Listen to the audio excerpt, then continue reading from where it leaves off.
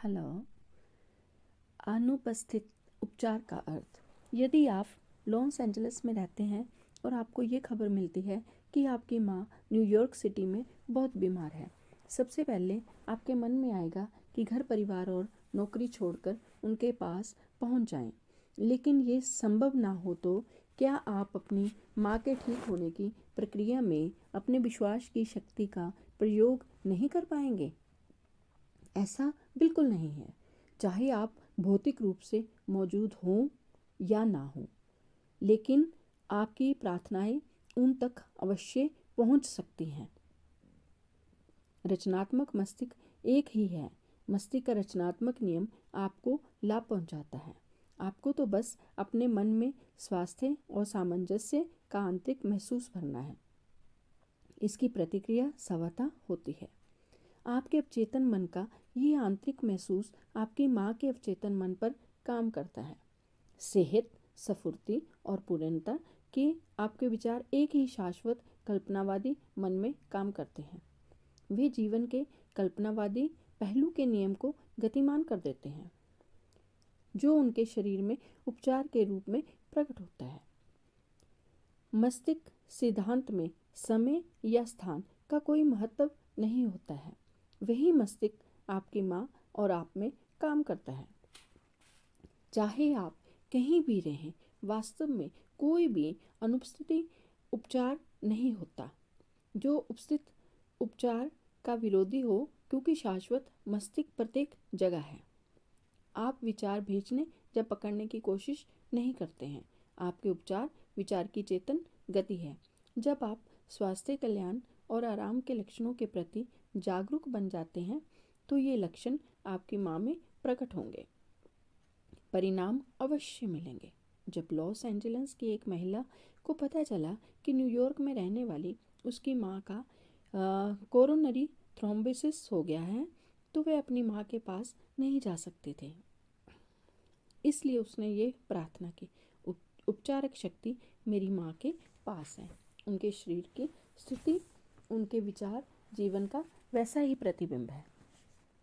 जिस तरह छाएं पर्दे पर पड़ती हैं, मैं जानती हूँ कि उस पर्दे की छवियों को बदलने के लिए मुझे उन चीज़ों के बदलना होगा जिनका वे प्रतिबिंब दिखाती हैं।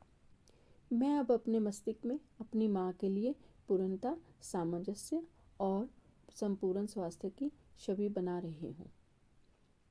जिस असीमित उपचारक शक्ति ने मेरी माँ का शरीर और उनके सभी अंग बनाए हैं, वे उनके अस्तित्व के प्रत्येक परमाणु में भर रही है और उनके शरीर की प्रत्येक कोशिका से शांति की धारा प्रवाहित हो रही है। डॉक्टरों को दैवी मार्गदर्शन मिल रहा है। जो भी मेरी माँ को छू रहा है उसे सही काम करने का मार्गदर्शन मिल रहा है। मैं जानती हूँ कि रोग अंतिम सच नहीं है। सभी का उपचार संभव है।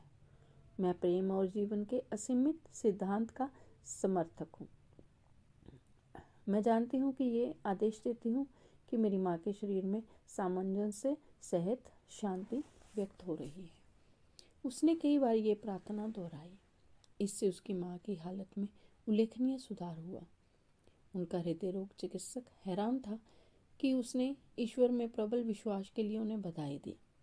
बेटी के मस्तिष्क के पूर्ण विश्वास के साथ स्वीकार किए गए निष्कर्ष ने शाश्वत चेतन मन में व्यापक रचनात्मक ऊर्जा को सक्रिय कर दिया।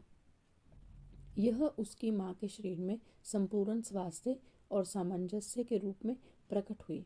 बेटी ने अपनी माँ के बारे में जो सोचा वही उसकी माँ के अनुभव में अभिव्यक्त हुआ। अवचेतन मन की गतिशील कार्य।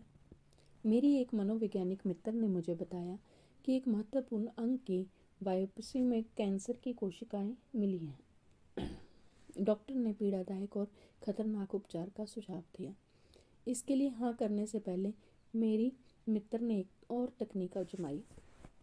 प्रत्येक रात में सोने से पहले वे शांति से ये विश्वास जताती थी कि प्रत्येक कोशिका, नस तंत्रिका और अंग अब पूर्ण, दोष रहित और आदर्श बन रहा है।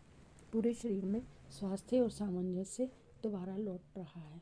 1 महीने में उसका पूर्ण उपचार हो गया। बाद में परीक्षणों में पता चला कि कैंसर की कोशिकाएं अब नहीं बची थी।